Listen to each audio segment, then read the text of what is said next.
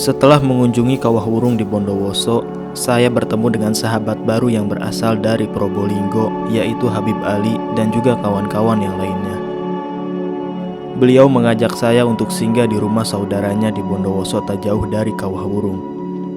Akhirnya, saya pun ikut dan kita semua makan-makan bersama dikarenakan di tempat tersebut sedang ada acara. Sampai pada malam hari, saya bertemu dengan rombongan biker dari Perganas yang ternyata akan melakukan pendakian menuju Ijen. Dari yang tak ada niatan untuk mengulang kembali menuju Ijen, akhirnya sekaligus mengenang perjalanan, saya kembali menaiki Kawah Ijen bersama rombongan biker Perganas. Perjalanan dari tempat menginap di daerah Sempol, Bondowoso, kami mulai menuju pintu masuk Kawah Ijen pada pukul 1.30 dini hari. Dan ternyata rombongan biker sudah duluan dan saya menyusul sendiri menelusuri gelapnya malam. Tapi di tengah jalan yang gelap, tanpa adanya penerangan sama sekali, saya kembali bertemu dengan rombongan. Dan akhirnya bersama menuju parkiran di Kawah Ijen.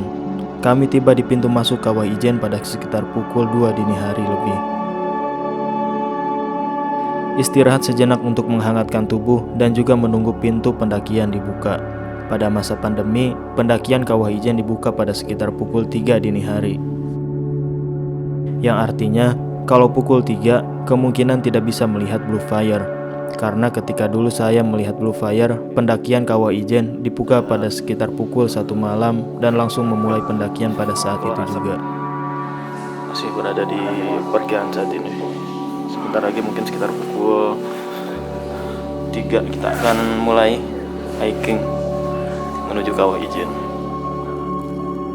Setelah registrasi dan melakukan pembelian tiket, kami memulai pendakian bersama kawan-kawan Perganas. Kita tiba di pintu masuk ke pendakian Kawah Ijen sekitar pukul 3 dini hari saat ini dan ternyata baru pertama buka. Tak seperti biasanya, trek pendakian menuju Kawah Ijen saat itu sangat sepi dan hanya ada beberapa rombongan pendakian. Kami terus menelusuri jalur pendakian yang gelap dan juga cukup curam di beberapa titik jalan. Sebagai tips ketika mendaki Gunung Ijen, pastikan persiapan jaket yang cukup tebal dan juga fisik yang kuat karena trek yang cukup menanjak curam dan memakan waktu. Juga cuaca Ijen yang sangat dingin. Saya pribadi ketika berkunjung ke suatu daerah yang cukup dingin pasti menggunakan jaket double, yaitu pakai jas hujan lalu kemudian dilapisi jaket yang sering digunakan. Selain berfungsi melindungi dari guyuran air hujan, jas hujan juga berfungsi menghangatkan tubuh pada cuaca yang dingin.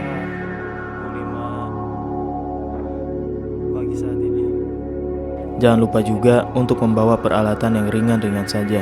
Dan yang paling penting, jangan lupa untuk terus berdoa selama dalam perjalanan agar selamat sampai tujuan dan selamat kembali pulang.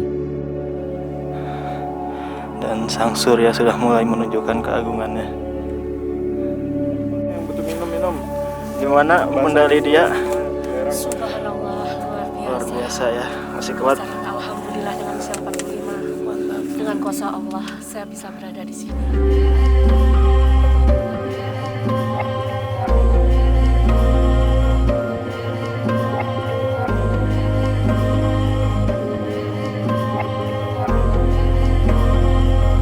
Waktu menunjukkan pukul 5:10 saat ini dan cuaca di sini sudah mulai terang dan hamparan awan yang mulai bermunculan. Keren.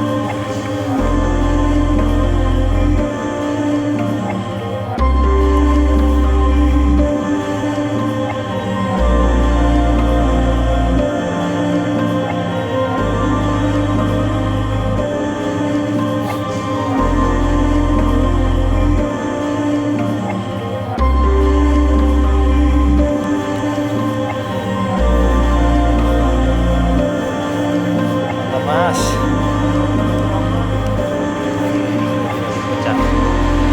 Sekitar pukul 5 lebih, kami tiba di puncak Kawah Ijen. Sebagai informasi, Gunung Ijen merupakan gunung berapi yang terletak di perbatasan Kabupaten Banyuwangi dan Kabupaten Bondowoso, Jawa Timur. Gunung ini memiliki ketinggian 2386 mdpl dan terletak berdampingan dengan Gunung Merapi, Jawa Timur. Gunung Ijen terakhir meletus pada tahun 1999. Salah satu fenomena alam yang paling terkenal dari Gunung Ijen adalah Blue Fire atau api biru di dalam kawah yang terletak di puncak tersebut. Dan Kawah Ijen merupakan sebuah danau kawah yang bersifat asam yang berada di puncak Gunung Ijen dengan kedalaman danau mencapai 200 meter dengan luas kawahnya mencapai 5.466 hektar. Sekitar, berganas sekitar. Mantap ini Bunda Lydia terbaik pokoknya. Masih kuat Bang, walaupun pakai high heel. Danau Kawah Ijen dikenal merupakan danau air asam kuat terbesar di dunia. Kawah Ijen berada dalam wilayah cagar alam Taman Wisata Ijen, Kabupaten Bondowoso dan Kabupaten Banyuwangi, Jawa Timur. Fenomena Eternal Blue Fire atau api biru abadi berada di dalam Kawah Ijen, dan pemandangan alami ini hanya terjadi di dua tempat, yaitu di Ethiopia dan juga di Kawah Ijen. Dari sini, kita dapat melihat pemandangan gunung lain yang ada di komplek pegunungan Ijen. Di antaranya yaitu puncak Gunung Merapi yang berada di timur Kawah Ijen, Gunung Raung, Gunung Suket, dan juga Gunung Rante. Salah satu yang menjadi perhatian banyak wisatawan yaitu penambang belerang tradisional. Para penambang belerang ini dengan berani mendekati danau untuk menggali belerang dengan peralatan sederhana lalu dipikul menggunakan keranjang. Setelah belerang dipotong, para penambang akan mengangkutnya dengan cara dipikul melalui jalan setapak. Beban yang dipikul cukup berat, antara 80 hingga 100 kg. Juga angin bertiup cukup kencang. Ukuran kawahnya masih berada di ketinggian.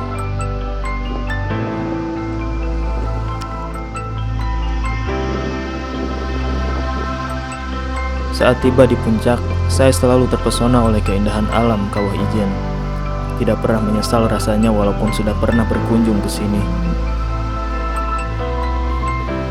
Rasa lelah yang dilalui saat pendakian terbayarkan sudah saat melihat keagungan Tuhan yang luar biasa.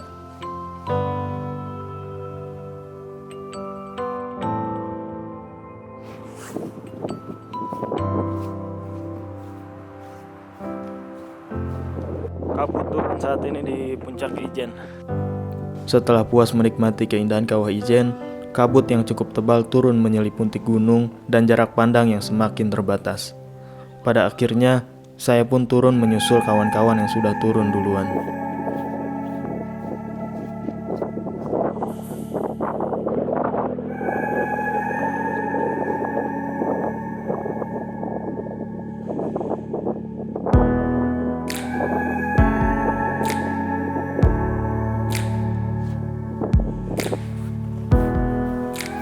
Di perjalanan turun, kalian akan dimanjakan oleh pemandangan yang indah sepanjang perjalanan. Remember the time we were standing on the rooftop?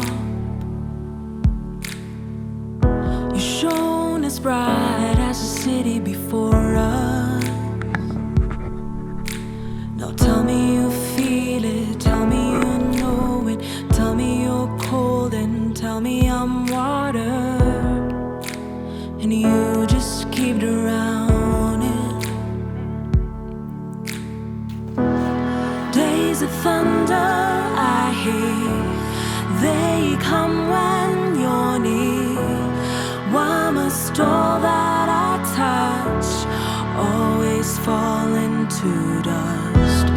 We are fluid like the ocean waters, but you only crave for solid ground.